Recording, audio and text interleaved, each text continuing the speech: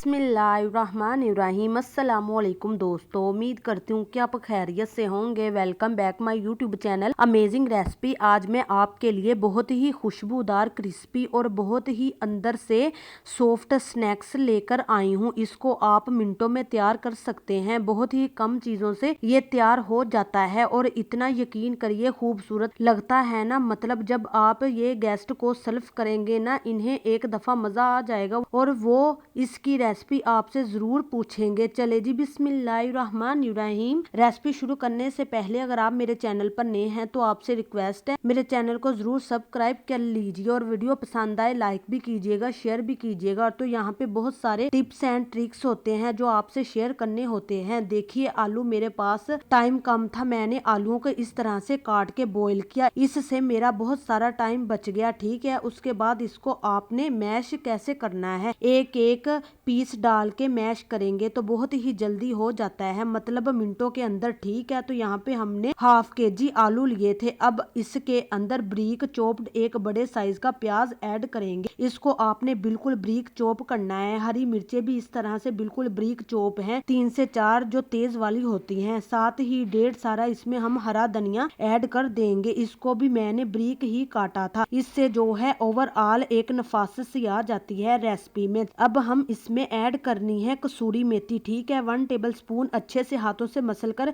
इसका फ्लेवर अच्छा लगता है। दूसरी चीज जो हमारे पास है, 1 से सवा चम्मच इसमें हम नमक ऐड कर देंगे। 1 टीस्पून भर के लाल मिर्च पाउडर जाएगा। हल्दी हाफ टी स्पून इसमें काफी होगी। और जो फ्लेवरिंग के मसाले हैं, हाफ टी स्पून काली मिर्च, हाफ टी स्पून ही जीरा ऐड कर देंगे। और जो खुश्क धनिया पाउडर है वो जाएगा 1 टीस्पून। गरम मसाला, मिक्स गरम मसाला इसके अंदर नहीं जाता होता। ठीक है, 1/4 कप इसमें हम कॉर्नफ्लोर का ऐड कर देंगे, बेंडिंग का काम करेगा। और 3 से 4 स्लाइस मैंने इस तरह से ब्लेंडर के अंदर, चॉपर के अंदर ब्लेंड करके इनके ब्रेड क्रम्स बना लिए थे। इससे रेसिपी जो है एक बेंडिंग भी अच्छी हो जाएगी। दूसरी बात, आपसे स्नैक्स बनाना आसान हो जाएंगे। इसके अलावा बहुत ही क्रिस्पी स्नैक्स बनेंगे। अच्छे से हमने इसकी डो सी बना ली है। हाथों को साफ करके आपने इनको शेप दे लेनी है। अब टिक्की बना ले, कबाब बना ले, जो शेप देना चाहे दे ले, लेकिन थोड़ा सा कभी कभार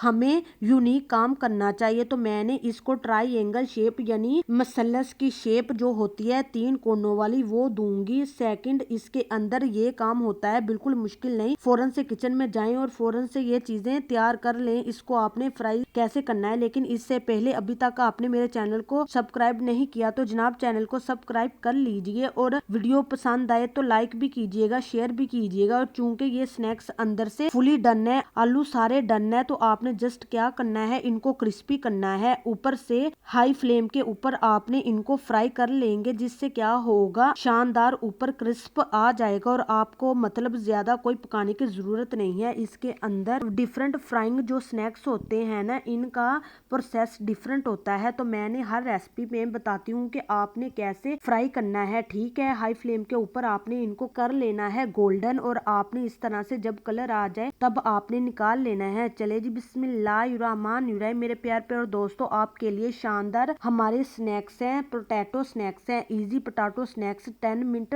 रेसिपी है, यम्मी है, टेस्टी है, यूनिक इजी रेसिपी तैयार है। आई होप कि आपको मेरी ये वीडियो बहुत पसंद आई होगी। अगर पसंद आई है तो लाइक कीजिए, शेयर कीजिए, चैनल को सब्सक्राइब करना मत भूलिएगा। यहाँ हम मिलेंगे एक नई वीडियो के साथ, तब तक के लिए अल्लाह हाफिज।